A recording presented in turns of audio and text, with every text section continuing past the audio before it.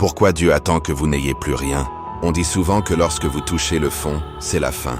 Mais si je vous disais que le fond, c'est là où se cache votre plus grand trésor. Voici l'histoire de Nénès, l'homme qui a échangé un paradis contre un enfer et qui, sous les rires de ses ennemis, a découvert un secret que la plupart des gens chercheront toute leur vie sans jamais le trouver. Tout a commencé par un sacrifice. Nénès n'était pas riche en argent, mais il était riche en dignité. Avec sa femme Nadège, ils avaient transformé leur petit lopin de terre en un jardin d'Éden. C'était leur fierté, leur vie. Mais la vie a cette habitude cruelle de nous tester quand on s'y attend le moins. La mère de Nénès tomba gravement malade. Le diagnostic tomba comme un coup près. Il fallait une opération coûteuse à l'étranger immédiatement. Nénès regarda ses mains calleuses.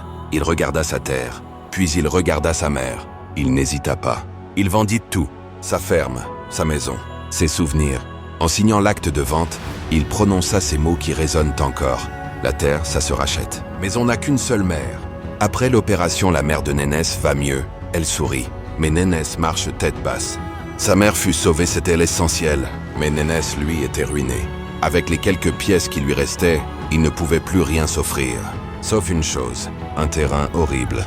Des pierres, de la poussière grise, des arbres morts. C'était dans l'extrême nord du village. Un lieu que les anciens appelaient la terre maudite. Terre aride, pierre tranchante. Même les corbeaux évitaient cet endroit. Quand Nénès acheta ce désert, le village entier se moqua de lui, surtout Monsieur Colli, l'homme le plus riche et le plus arrogant de la région. Il cria devant tout le monde « Regardez le fou !» Il a vendu un jardin pour acheter un cimetière. Même les mauvaises herbes refusent de pousser là-bas. Nénès reste calme face aux rires. Il regarde l'horizon. Les rires faisaient mal. Mais Nénès répondit simplement « Là où l'homme voit la fin, Dieu voit souvent un commencement. » Le travail commença, brutal, inhumain. La terre était dure comme du béton. Ses outils se cassaient. Ses mains saignaient. Une semaine passa. Un mois. Rien. Un jour, Colli passait pour remuer le couteau dans la plaie. Alors, Nénès, tu arroses des cailloux en espérant qu'ils deviennent de l'or? Nénès s'effondre le soir, couvert de poussière. Nadège le rejoint. Le doute commençait à ronger Nénès. Un soir, il s'effondra, brisé. C'est fini, Nadège. Ils avaient raison. Cette terre est maudite. Mais Nadège voyait ce que Nénès ne voyait plus. Elle lui dit doucement « Nénès, personne n'est vaincu tant qu'il croit encore. Aujourd'hui, tu as arrosé avec ta sueur.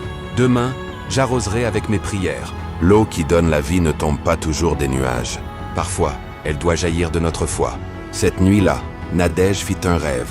Une voix lui dit « Frappe le rocher en forme de taureau, au centre du champ. » Puis il a vu Nénès marche vers un énorme rocher au milieu du désert. Il lève sa houe. Au matin, guidé par sa femme, Nénès se tient devant cet immense rocher, symbole de son échec. Il n'a plus de force physique. Il ne lui laisse que l'espérance. Il lève sa houe. Il hurle sa douleur et son espoir vers le ciel. Et il frappe. Silence total pendant 1 seconde. Puis un énorme crack. Le rocher se fend. De l'eau jaillit violemment. Le sol tremble. Le rocher se fend en deux. Et soudain, de l'eau. Pas un filet, un geyser. Une eau pure, cristalline qui jaillit des entrailles de la terre sèche. L'eau coule partout. L'herbe pousse, les fleurs sortent. En quelques minutes, le désert boit. La vie explose. L'herbe pousse à vue d'œil. La terre maudite devient un paradis verdoyant sous les yeux ébahis du village. Colli regarde, choqué, jaloux. Il court vers l'eau. Colli n'en croyait pas ses yeux. La jalousie l'envahit. Il se dit « C'est de l'eau magique. Si je la prends, mes récoltes seront gigantesques. » Il détourna une partie de la rivière vers ses propres terres. L'eau arrive chez Colli et ses plantes fanent. Mais voici le mystère. Dès que l'eau touchait la terre de Colli, elle devenait boueuse, inutile. Pire, ses récoltes commencèrent à pourrir. Colli en larmes, ils courirent voir Nénès. Ils ne comprenaient pas. Nénès pose la main sur l'épaule de Colli, visage bienveillant. Nénès sourit et lui donna la plus grande leçon de cette histoire. « Mon ami, tu pensais que le miracle était dans l'eau? Non, le miracle était dans l'obéissance et la foi. Tu avais de bonnes terres, mais ton cœur était sec. J'avais une terre morte, mais ma foi était vivante. Nénès et Nadège partagent des fruits avec le village. Aujourd'hui, je vous pose la question. Quelle est votre terre maudite? Quel est ce problème dans votre vie qui semble impossible, sec, sans espoir? Ne regardez pas la dureté du sol. Regardez la force de votre conviction. Continuez à frapper votre rocher. Votre miracle est peut-être juste à un coup de houe de distance. N'abandonnez jamais. Si cette histoire a rallumé une flamme en vous, ne la gardez pas égoïstement. Partagez cette vidéo à quelqu'un qui a besoin d'espoir aujourd'hui. Abonnez-vous pour d'autres histoires qui nourrissent l'âme.